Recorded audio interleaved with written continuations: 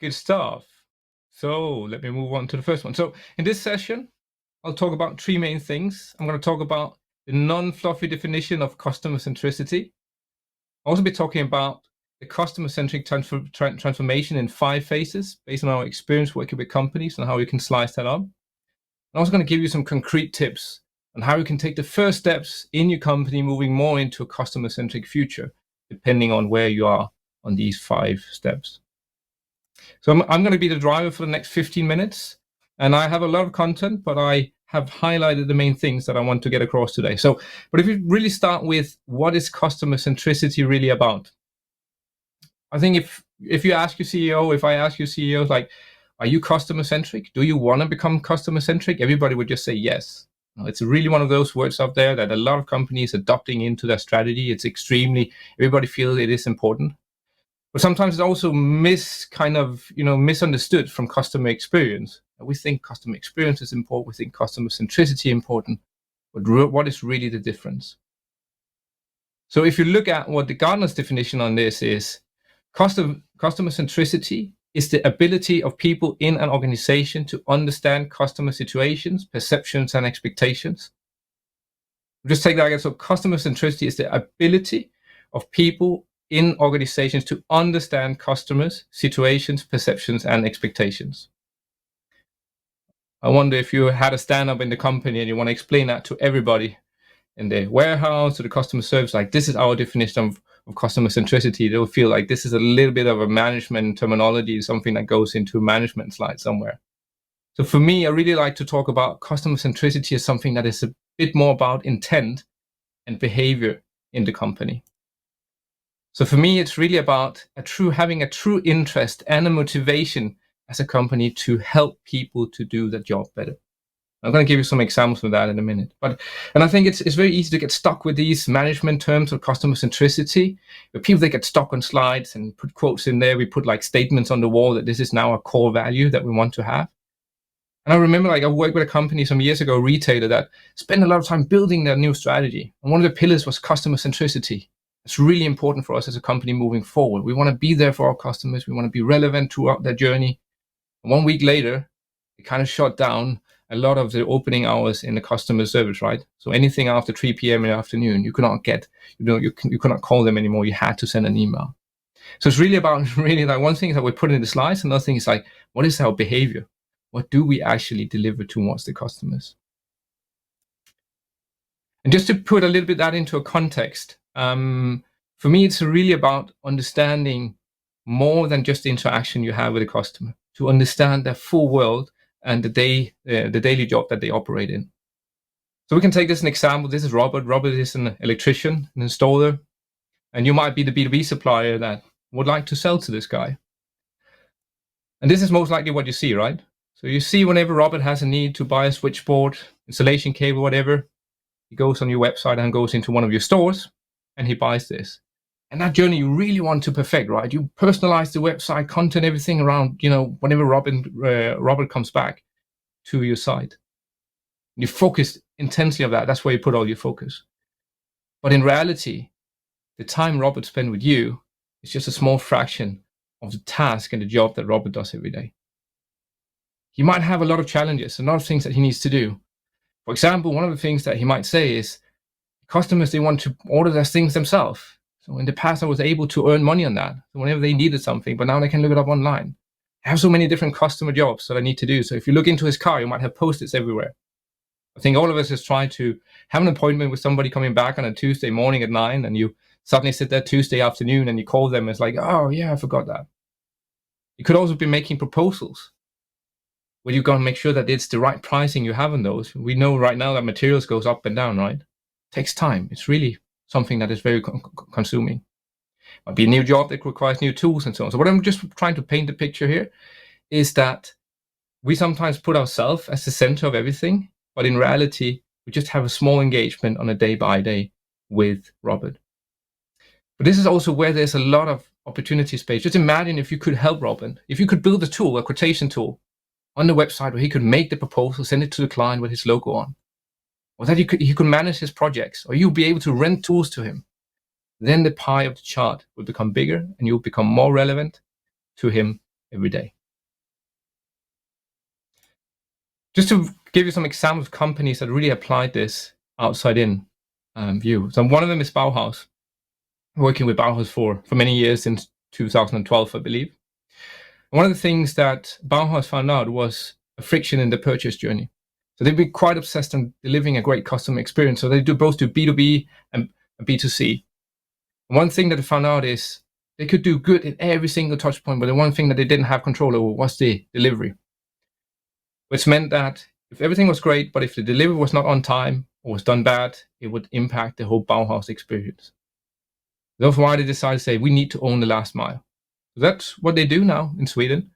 So you can order and you can select a specific time slot on the day of delivery. You can even track the truck. They'll give you the estimated time. We'll be there within 15 minutes, 11 minutes, 12 minutes. You can see it on the map. And also very inspired by the Uber experience, right? So afterwards, you can rate and so on. So that's an example of a company that took like a friction, so how can we work with that? Another example is Landmannen. Landmannen is the largest agriculture company in here, and I think that what they are is like really a one-stop shop for farmers, right? And one challenge that they identified was for people that had that they needed to find spare parts. So what happens now today is if you go to a repair shop with your machine or you buy something from them, that will be saved on your account. So you can instantly go online and you can just select your machine. I would like to have specific oil filter for this, and you can just order that within minutes.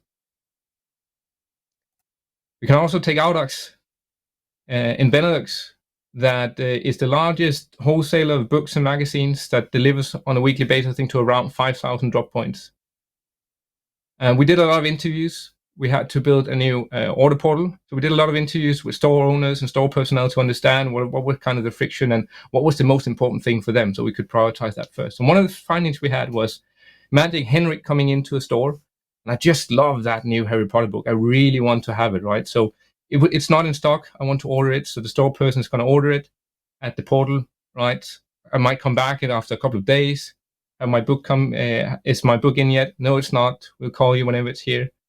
Then 2 days later, a pallet with a lot of books on it is arriving at the store. Somebody unwrap it and put it on the shelf, and they sell that book. I might come in and suddenly it's not there. They have to reorder it. Bad experience both for the store personnel and for me. So what they can do today is basically do an order line based order. So whenever Henrik comes in and want to order this Harry Potter book, they put that into the system and say, very good looking Danish guy, Henrik, right? They put that into the system, and that will be followed end to end. So they can look specifically status on that orders, like that book, how far is that? That's going to arrive on Friday. On the day where they will get it delivered, that will be in an email as well. Say, this is the books and all the magazines we deliver to you today. That's the book for Henrik. So I can already call Henrik and say, you need to come in because your book is going to be here in the afternoon. And when it arrives in the store, there's a big fat label on it that say, this is for this really handsome Danish guy. So you need to make sure to put that aside. Another example I like to use is actually a Danish one. A.O. Johansen is one of the biggest one in my market. I'm based out of Denmark.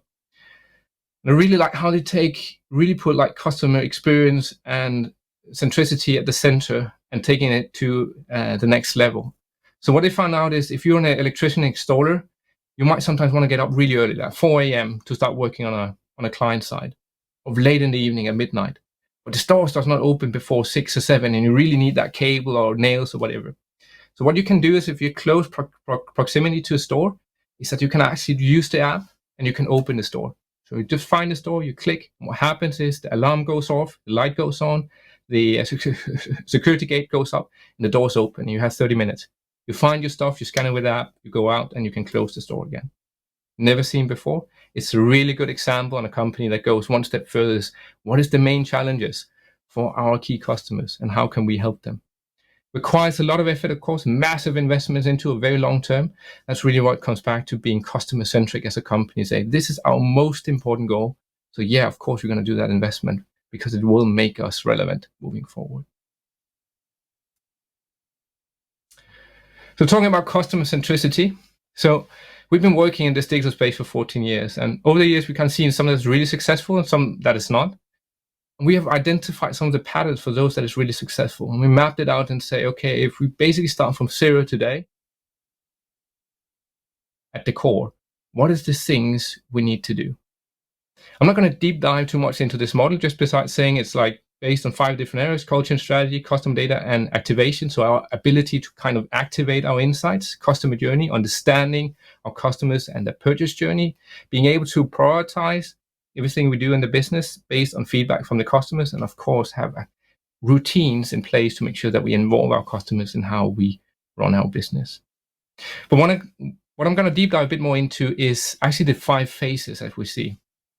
And you can use this a little bit as a guiding principle on trying to understand where you are. That will kind of guide your priorities moving forward. So the first stage is basically, we as a company, we're interested in having a focus on our customers. I think majority of companies, they're here, right? They know, like, we're in the business. If our client is not happy, if customer's not happy, we don't have a business, right? But at this stage, like, people are talking about, maybe we need to make sure that this is actually something that our customers want before we do it. We talk about a lot about this inside out and outside in point of view and things like, do we build things for our own purpose, or do we really build it for the purpose of our customers? Next stage is the invested stage. So we now start having more people really start to prioritize this. So we start to think about it in our daily work. How do we actually make this easier for our customers? If we're doing something in customer service, or we want to do something in our stores or our website, like, how is this really helping our customers as well? When you get to the engaged stage, you start actively working with insights around your customers. You might also start to actually prioritize. It's like, we need to go to market with a new product, or we need to build a functionality, feature, a new service. What is the value for the customer in that? And using that as a priority. Number 4 is dedicated. So now it really becomes integrated in everything that we do. We adopt it into a strategy. We say, this is really where we start. We need to be very deeply driven by understanding our customers, which is tightly interlinked into the last stage. It is integrated into everything that we do as a company, from management to customer service. Or we're very client-centric, very client-focused on what is happening with our customers and how can we help them every day to do their job better. So these 5 stages can help you a little bit to figure out where you are, because the tactics you're going to apply to move to the next one depends very much on that. But then you might ask, Henrik, this is all great, all this like slides and maturity models, and we hear here, like, what can I do tomorrow to get started on this? I feel that we are on that investor stage. Like, yes, this is important, but we're still very much inside out thinking. We think about, what will make things more efficient for us. So we need to integrate system A with system B, or our CRM needs an update. And we're very much stuck in that way of thinking. How can we move forward? I'm going to give you some tips. It's going to be quite heavy slides, so my apologies for that. But you'll also be able to get them afterwards as well, so you can see it. But I think there's some really practical things here I want to get across. So the first priority that I want you to think of is really like, how can you get going today? And how can you start building that awareness about that outside in view on being more focused on the need of the customers? Yes, you can do a lot of presentations to a management team on customer centricity is important. We find numbers from Gartner and Forrester and quotes and all that companies that is customer centric is going to outbeat everybody else. And if we don't do it, we're going to be dead in 3 years' time. That's all great. But what's going to work better for you is actually show over tell.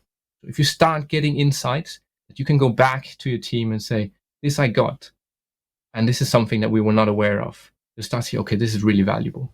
So my first tip to do is really get out of the office. Meet customers. I know it's kind of, sometimes it's a barrier that you need to get across, but customers, they really like it. Go to the stores if you have any.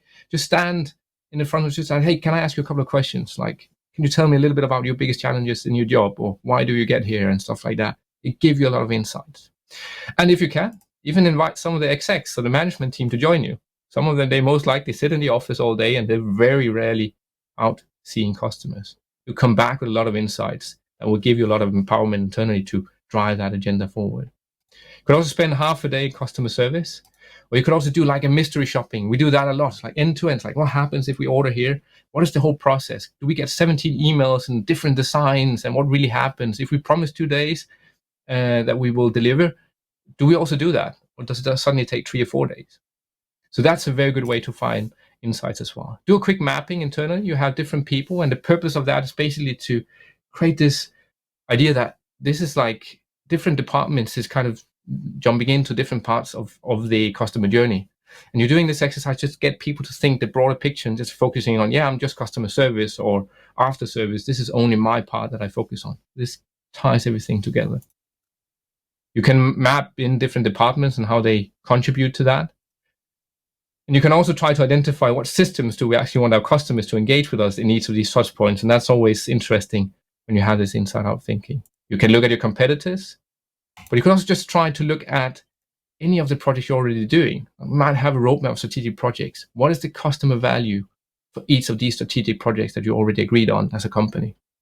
It gives some very interesting insights. And the second takeaway I really want to give you here is to start becoming focused on customer data. So much is happening in the space of AI, but we need to establish a foundation of data. So I have some questions here that I just want you to go away with and just think about. I'm not being able to cover all of them, but start thinking about, are we obtaining customer data? And how do we make sure that whenever we do something new, that we can start centralizing that so we can use that moving forward? And if you find any of these things very, very difficult, that's why we're here. So feel free to reach out to us. We've been walking this path many times before. So I'm pretty sure that we have a trick or two that will speed the process up for you. And if you also want to understand where you are on this customer-centric journey, we also created an assessment that you can find on our digital booth. We'll link to that. I'll give you an indication on what stage you're on. But thank you very much for joining in on this presentation. You'll be able to access the slides afterwards. I know there's a lot of bullet points in the end, but I really hope that this will be a good start for you becoming more customer-centric, because this is where you win in the future.